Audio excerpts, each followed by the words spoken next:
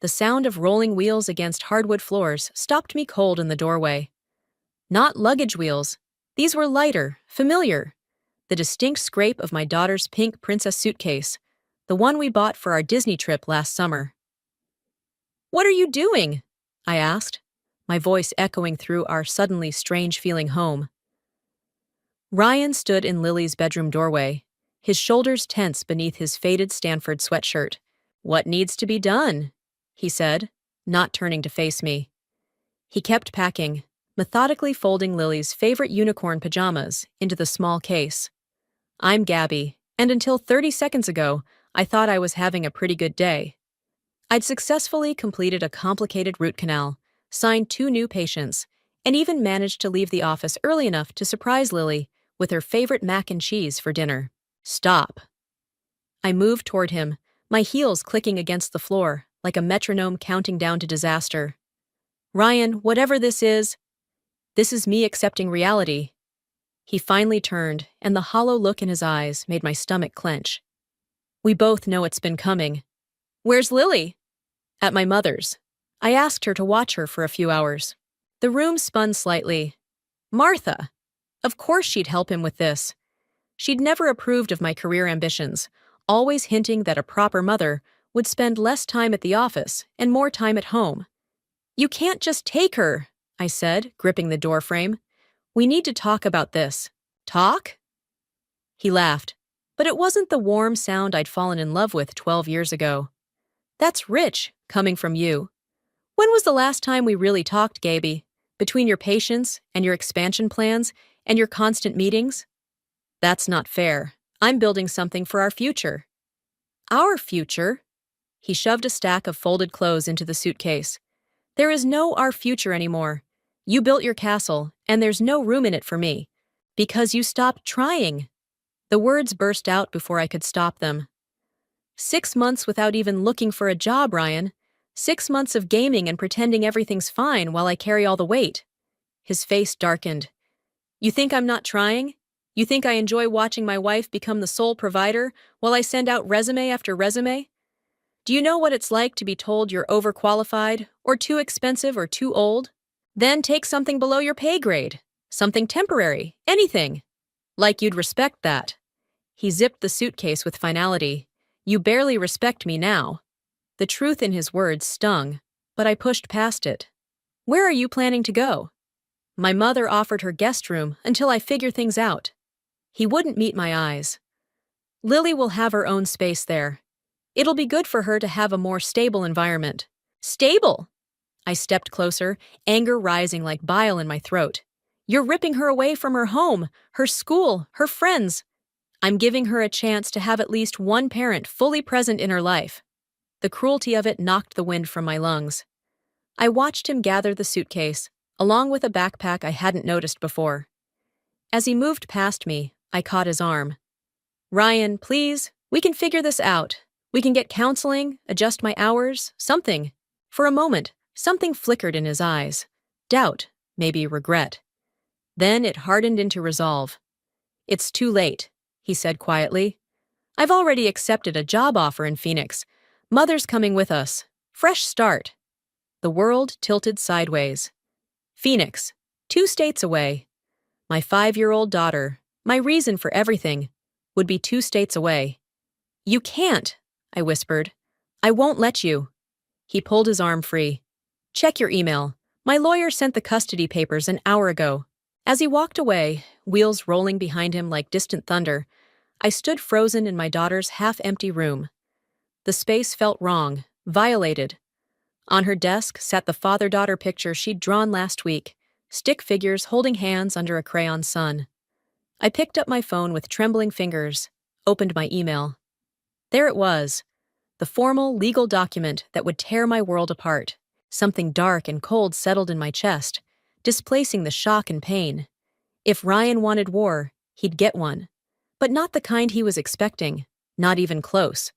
3 days of unanswered calls, and now Ryan's number was disconnected. I sat in my office, staring at the phone like it might suddenly offer answers. The morning sun cast shadows through the Venetian blinds, striping my desk with bars of light. "Your 9 o'clock is here," Samantha said, poking her head in. She took one look at my face and stepped inside, closing the door. Still nothing? He's ghosting me. I set the phone down before I could throw it. My own husband is ghosting me while his mother has my daughter. Have you talked to a lawyer yet? Meeting one this afternoon. I straightened the papers on my desk, needing to control something, anything. But that's hours away, and I can't even talk to Lily. Samantha perched on the edge of my desk, her expression serious. You need to focus on what you can control right now. The practice needs you present. Your patients need you focused. How can I focus when? Because you have to. Her voice was gentle but firm. Ryan's trying to prove you're not reliable. Don't give him ammunition. The truth in her words stung. I nodded, took a deep breath, and reached for my white coat. Wait, Samantha said. There's something else you should know. Derek called the office earlier, asking for you. I froze. Ryan's friend Derek? He wants to meet, says it's important. My heart picked up speed. Derek had been Ryan's closest friend since college, the best man at our wedding. If anyone knew what Ryan was planning. Set it up, I said. Tonight, after my last patient. The day crawled by in a blur of routine procedures and forced smiles. Every time my phone buzzed, hope surged, only to crash when it wasn't Ryan or Martha, finally letting me speak to Lily. Derek was waiting in the parking lot when I finished my last appointment. He looked uncomfortable, shifting his weight from foot to foot. Thanks for meeting me, he said, not quite meeting my eyes. Just tell me what's going on, Derek. He glanced around the empty lot. Not here. Can we grab a coffee? 20 minutes later, we sat in a corner booth at the local diner. Untouched coffees growing cold between us. Ryan's not thinking straight, Derek said finally. He's been different lately, paranoid, talking about starting over completely. Different how? He's convinced you're trying to push him out, make him look bad. Says you've been gathering evidence against him, planning to take everything. I almost laughed. I've been trying to save our marriage. Have you? His question was quiet but pointed. Because from where he's sitting, you've been building your empire while he drowns. The second practice location, the new equipment, the staff expansion, all while he can't find work. That's not fair. I offered to help him start his own business, update his certifications, which only made him feel worse. Derek leaned forward. Look, I'm not taking sides here, but you need to know, he's liquidating assets, bank accounts, investments, everything he can access. The room tilted slightly. He can't do that. Those are joint accounts. He already has. Derek pulled out his phone, showed me a series of texts. Ryan, asking about investment opportunities in Phoenix, property listings, school districts. He's really planning to take her, I whispered. Gabby! Derek hesitated. There's more. He's been meeting with someone, a woman. The air left my lungs in a rush. What woman? I don't know, but they meet at this little cafe downtown every Tuesday and Thursday. Very intense conversations, lots of paperwork. My mind raced. Tuesday and Thursday afternoons, when Ryan was supposedly at job interviews. Why are you telling me this? Derek's expression darkened. Because what he's doing isn't right, and because... He swallowed hard. He asked me to lie if anyone asked about his whereabouts those days. I won't be part of that. I stood abruptly, throwing cash on the table. I need to go. Gabby, wait. Derek caught my arm. Whatever you're planning, be careful. Ryan's not himself lately, and Martha, she's enabling everything. I pulled free, my voice steady despite the storm building inside. Thank you for the warning, Derek, but careful isn't what Ryan needs to worry about right now. As I walked to my car, my phone buzzed. A text from an unknown number. Mommy, when are you coming to get me? Grandma says you're too busy. The screen blurred as tears filled my eyes. Then clarity came, sharp and cold as a surgical blade. Ryan wanted war? Fine. But he'd forgotten one crucial detail. I'd spent years learning exactly where to cut to cause the most damage. The bank statement glowed on my laptop screen like a confession. 6 months of transactions, each one a betrayal in neat digital rows. Gaming subscriptions, virtual currency purchases, donations to online streamers. Thousands of dollars hemorrhaging from our savings while Ryan claimed he couldn't afford new work clothes for interviews. My fingers trembled as I scrolled through the evidence. A notification popped up. Another transfer initiated, this time to something called Phoenix Gaming League. The front door clicked open. I didn't look up. "You're home early," Ryan said, dropping his keys in the bowl by the door. "Interesting day at the bank." My voice sounded strange, distant. "They called about unusual activity on our accounts, wanted to verify some transactions." The silence stretched like a rubber band about to snap. I heard him take 2 steps toward me, then stop. "Gabby, I can explain." $15,000. Now I looked at him. "In 6 months, while I worked overtime to cover our mortgage." He ran a hand through his hair, a nervous gesture I used to find endearing. "It's not what you think. The gaming, it's networking, professional connections. There are opportunities." "Don't." I turned the laptop toward him. "Don't you dare try to justify this. Look at these charges. Look at what you've done to our daughter's college fund." "I'll pay it back. Once I land this position in Phoenix." "There is no position in Phoenix, is there?" The realization hit like a physical blow. "That's why you've been meeting that woman at the cafe, planning your escape with our money." His face went slack with surprise, then hardened. "You've been having me followed?" "Friends talk, Ryan. Maybe you should choose yours more carefully." He laughed, a harsh sound that scraped against my nerves. "That's rich, coming from you. How many dinner dates with your suppliers have you had this month? How many networking events that run late into the night?" "Don't deflect. This isn't about my work. This is about you stealing from our family." "Stealing?" He stepped closer, looming over my desk. "Half of that money is mine. I earned it during the good years, while you were still building your precious practice. And now you're gambling it away on virtual weapons and fake friends. They're more real than anything in this house." The words exploded from him. "At least they see me. They value what I contribute. When's the last time you asked about my day without checking your phone? When's the last time you looked at me without disappointment in your eyes?" Something inside me cracked. "When's the last time you gave me anything but disappointment to look at?"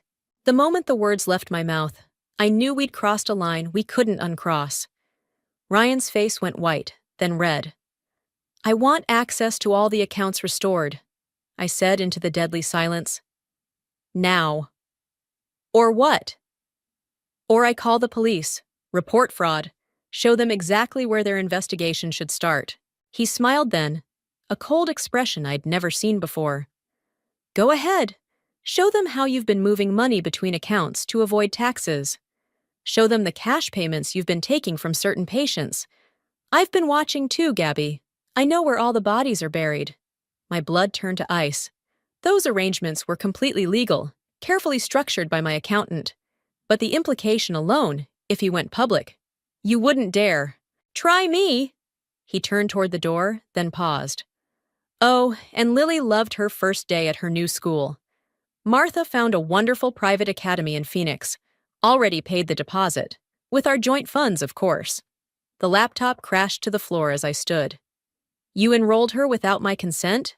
Consider it done with the same consideration you showed when making all your business decisions." He reached for the door.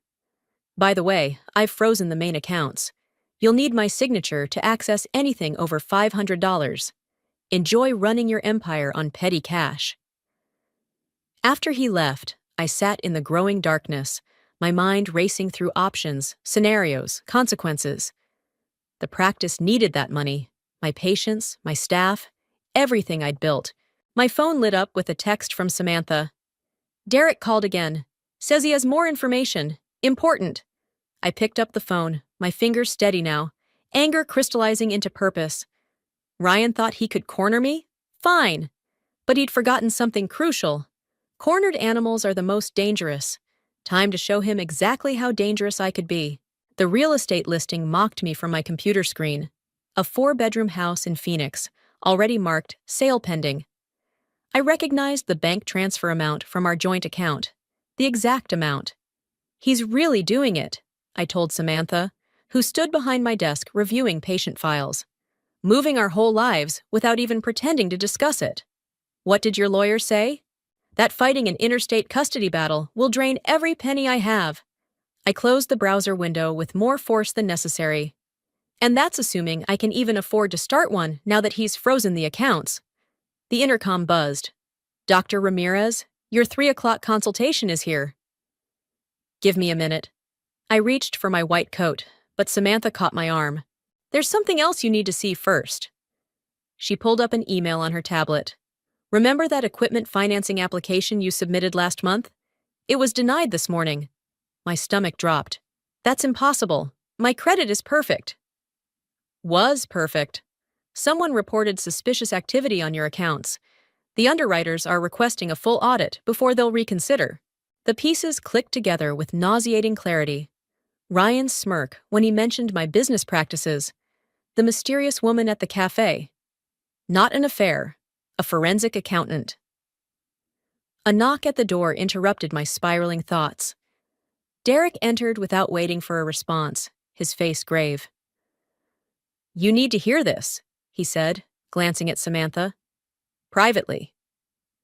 She squeezed my shoulder and left, closing the door behind her. Ryan's meeting with the medical board tomorrow, Derek said without preamble. He's filing a complaint about your billing practices. The room tilted slightly. He can't prove anything. Everything I've done is legal. Doesn't matter. An investigation alone could suspend your license pending review. He knows it would tank your practice's value before the divorce. I gripped the edge of my desk, knuckles white. How do you know this? Because he asked me to testify about cash payments I've supposedly witnessed. Derek's expression hardened. I refused. That's when he showed me the photos. What photos? Of you, meeting with that medical supply rep last month at La Maison. The ones that make it look like more than a business dinner. My laugh came out sharp and brittle. We were discussing the equipment lease. I know that. But Ryan's got someone following you, documenting everything. He's building a case that you've been misappropriating practice funds for personal use. The irony was almost beautiful. The man who drained our savings on virtual reality was accusing me of financial misconduct. Why are you telling me this? Derek shifted uncomfortably. Because this isn't the Ryan I know. He's becoming obsessed, dangerous. And Martha's encouraging it, telling him you're trying to destroy him like... He stopped abruptly. Like what? Like his first wife did. Another piece of the puzzle I never knew existed. Ryan was married before? Briefly, in college. She left him when he lost his scholarship gambling. Martha blamed her for Ryan's breakdown afterward. Derek moved toward the door. History's repeating itself, Gabby. Only this time, he's determined to strike first. After he left, I sat motionless, mind racing through options. The practice was everything, my independence, my future, my ability to fight for Lily. If Ryan succeeded in suspending my license, even temporarily, my phone chimed with a text from an unknown number. A photo of Lily in a new school uniform, beaming at the camera. Below it, Martha's message. She's so much happier here. Don't ruin that by fighting what's best for everyone. Something snapped inside me. They thought they had me cornered? Fine. But they'd forgotten something crucial about cornered animals. We fight hardest when we have nothing left to lose. I picked up my phone and dialed Samantha's extension. Cancel my afternoon appointments. Then call that private investigator you mentioned last week. I paused, ice crystallizing in my veins. And get me everything you can on Ryan's first marriage. Everything. What are you planning? I thought of Ryan's smirk, Martha's manipulation, my daughter's smile in a stranger's uniform. I'm done playing defense. It's time to show them exactly what destroying someone really looks like. The line went quiet for a moment. Then Samantha's voice, soft but determined. I'll make the calls. I hung up and opened my laptop, fingers hovering over the keyboard. Time to start digging. After all, everyone has secrets. And I had nothing but time to uncover them all. The private investigator's file landed on my desk with a dull thud. Inside, Ryan's past unfolded like a roadmap of destruction: gambling debts from college, a restraining order from his first wife, therapy sessions for anger management, all carefully hidden beneath his perfect engineer facade. His former employer's HR file was particularly interesting, Samantha said, tapping a highlighted section. 3 complaints of aggressive behavior before his voluntary resignation. I traced the words with my finger, remembering Ryan's explanation. Corporate downsizing, nothing personal. Another lie. My phone buzzed. Derek. Ryan's meeting with the medical board moved up, tomorrow morning. He's rushing it, Samantha said, reading over my shoulder. Why? Before I could answer, Martha's number flashed on my screen. I put it on speaker. Gabby, dear. Her voice dripped honey-coated venom. I thought you should know Lily's having such trouble sleeping. She keeps asking why Mommy doesn't want to talk to her. My fingers curled into fists. You're blocking my calls. For her protection. Your instability concerns us. The board will hear all about it tomorrow. The line went dead. I looked at Samantha, understanding dawning. They're building a narrative, I said. Unstable mother, unsafe practice environment, which makes the financial audit look even worse. Samantha's face hardened. We need to move faster. I opened my laptop, pulling up Ryan's gaming profiles. Thousands of hours logged, transactions hidden in cryptocurrency, a digital escape that cost us everything. Send these to his potential employers in Phoenix, I said. Anonymous tip about addiction concerns, then leak the HR complaints to the engineering boards. That's career suicide? Exactly, Samantha hesitated. Gabby, are you sure? Once we do this, he's trying to take everything from me, my daughter, my practice, my reputation. I turned the laptop toward her. I'm just returning the favor. The office door opened. Derek stepped in, face pale. You need to see this. He held up his phone. A live stream from Ryan's gaming channel played, his avatar leading a raid, while his voice rambled to his followers. Think they can destroy you, take everything you've built. But karma's coming. Tomorrow, everything changes. The truth comes out, and someone's going to lose more than just a license. The threat hung in the air, digital evidence of his unraveling. Send it to my lawyer, I said, and the medical board. Let them see who they're really dealing with. There's more. Derek swiped to a private chat log. He's been talking to someone about offshore accounts, moving assets where they can't be traced. My laugh sounded hollow, even to my ears. Of course he is. Can't let his gambling fund get tied up in divorce court. Gabby. Samantha's voice was careful. If he's hiding assets, then proving it destroys his credibility with the board. I stood, decision crystallizing. Derek, I need every chat log, every transaction. Samantha, call our IT specialist. Time to see exactly where our money's really been going. And Martha? Derek asked. I thought of her smug voice, my daughter's manipulated confusion. Send her the file about Ryan's first marriage. Let her see what she's really protecting. They left to execute the plan, leaving me alone with the growing darkness outside my office windows. On my desk, Lily's last school photo smiled up at me. Gap-toothed, innocent, trusting. My phone chimed. An email from Ryan's gaming account, accidentally copied to our shared cloud storage. Final preparations complete. By this time tomorrow, she'll understand what it really means to lose everything. Something shifted inside me, the last thread of restraint snapping clean. I picked up my phone, dialing a number I'd hoped never to use. Remember that favor you owe me? I said when the line connected. I need everything you have on interstate custody laws, every loophole, every precedent. I paused, steel entering my voice. And I need to know how to make someone disappear. Legally. The voice on the other end was silent for a moment. You understand once we start this, there's no going back? I looked at Lily's photo again, then at the evidence of Ryan's betrayals spread across my desk. Good, I said, because going back isn't an option anymore. As I hung up, thunder rolled in the distance, nature's applause for the storm I was about to unleash. The medical board's conference room felt like a tomb. 12 faces stared down from their elevated platform while Ryan's lawyer presented his evidence. Screenshots of my suspicious financial transactions, carefully edited to look damning. "And here," he said, pointing to a highlighted section, "we see Dr. Ramirez accepting cash payments without proper documentation." My lawyer shifted beside me, but I barely heard his objection. My eyes were fixed on Ryan, sitting across the room with Martha. He wouldn't meet my gaze, but the slight curl of his lip told me everything.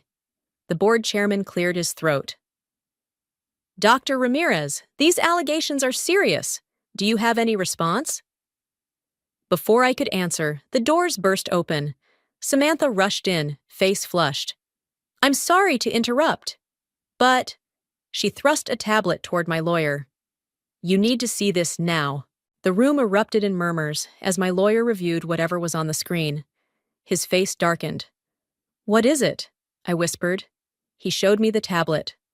On it, a live stream from my practice's security cameras showed police officers boxing up patient files, computers, everything. "They're executing a search warrant," he said quietly, "based on anonymous tips about insurance fraud." The room spun. Ryan's smile widened. "Given these developments," the chairman said, "we have no choice but to suspend Dr. Ramirez's license pending investigation." "You can't," my voice cracked. "My patients will be referred to other providers." The chairman's gavel fell like an executioner's axe. "Effective immediately." Outside the hearing room, Ryan caught up to me. "Karma's funny, isn't it?" he said softly. "You tried to destroy my career, so I returned the favor. But I went one better. I destroyed everything. You think this is winning?" I stepped closer, voice low. "You haven't seen destruction yet." "Actually, I have." He pulled out his phone, showed me an email. "Remember that second practice location you were planning? The loan just got denied. Seems your credit's shot." "Oh, and the custody hearing's been moved up. Judge tends to favor the parent with stable employment." Martha appeared at his elbow, all concerned motherly facade. "Lily's been asking about you. Poor dear doesn't understand why mommy's too busy with work to call." Her smile turned razor sharp. "Though I suppose that won't be a problem anymore." I watched them walk away, victory in every step. My phone buzzed. Derek calling. I answered numbly. "They're freezing your accounts," he said without preamble. "All of them, even your personal savings." "How did he—" "The fraud investigation. They're calling it asset protection." A pause. "Gabby, there's more. That woman Ryan's been meeting? She's not just a forensic accountant. She's his first wife." The floor seemed to tilt beneath my feet. "What?" "They never legally divorced. Something about paperwork errors that were never corrected, which means my marriage isn't valid." The realization hit like a physical blow. "I have no legal rights to anything." "I'm so sorry. I just found out." I hung up, stumbling to my car. Inside, I finally let the tears come. Everything I'd built, everything I'd fought for, gone in a single morning. My phone lit up with a text from Ryan. "Check your email. There's something you should see." With trembling fingers, I opened my inbox. There it was. A video attachment. I pressed play. Lily appeared on screen, sitting in what looked like her new bedroom in Phoenix. "Hi, Mommy," she said, her small voice breaking my heart. "Daddy says you're sick and need time to get better. But that's okay, because we have a new mommy now who isn't sick. I hope you feel better soon." The video ended. Another text from Ryan followed. "She'll forget you eventually. They always do." Something snapped inside me.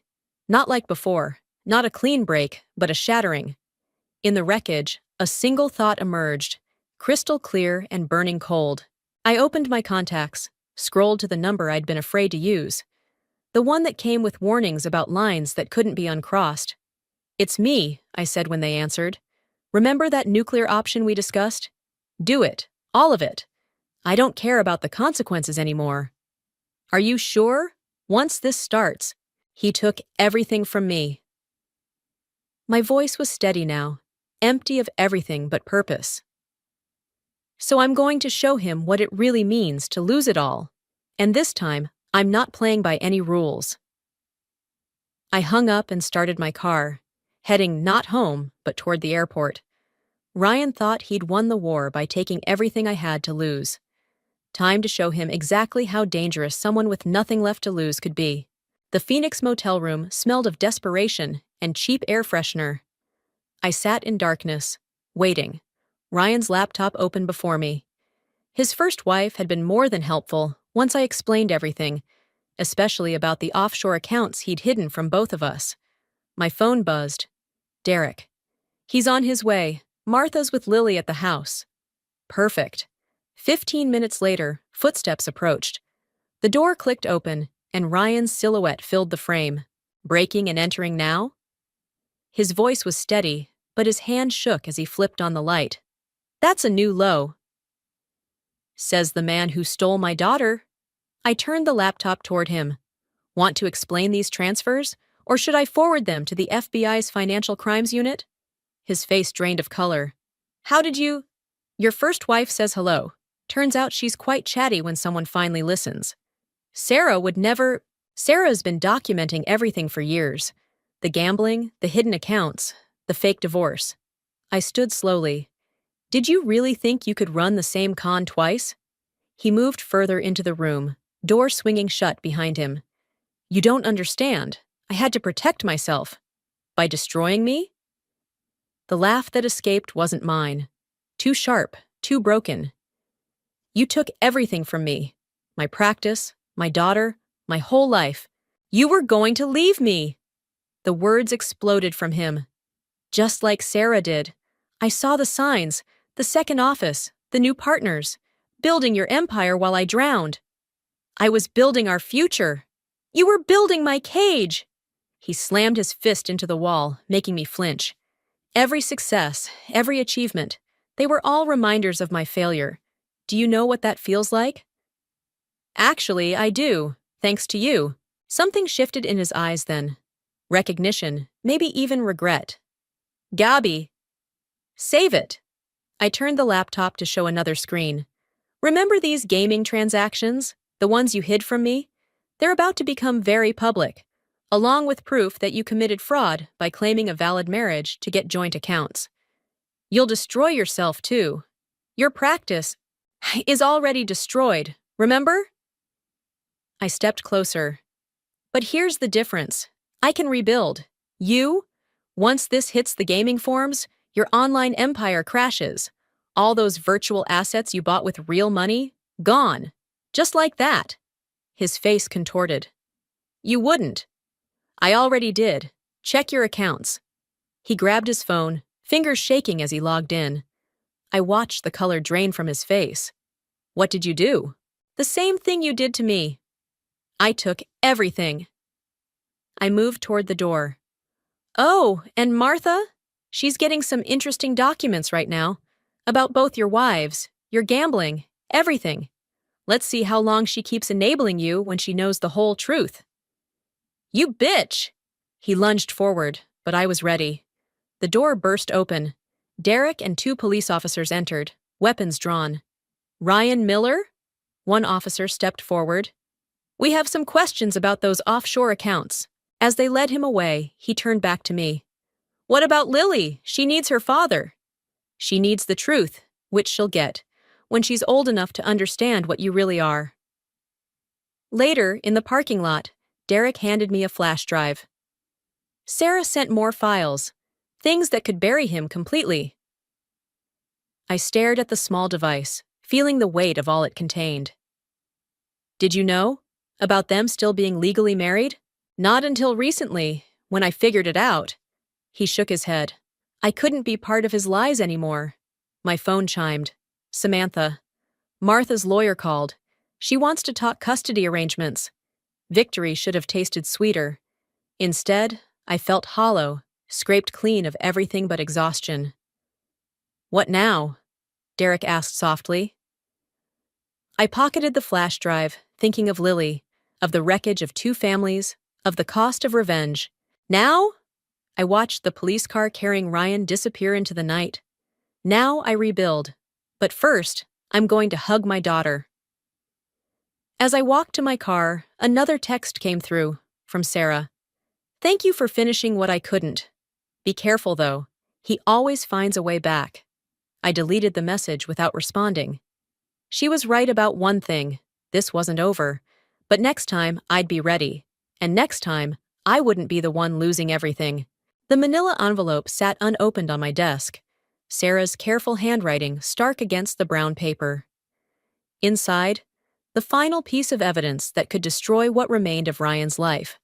Proof of his ongoing fraud against his gaming investors. My phone buzzed. Martha's text was brief. Lily's asking about her father. What should I tell her? The irony wasn't lost on me. 2 months ago, she'd been keeping my daughter from me. Now she was asking my permission. Amazing what a complete picture of your son's deceptions could do to maternal loyalty. I picked up the envelope, feeling its weight. One phone call to the FBI, and Ryan's plea deal would evaporate. He'd face the maximum sentence for financial fraud, his gaming empire exposed as a pyramid scheme that had cost people millions. The office door opened.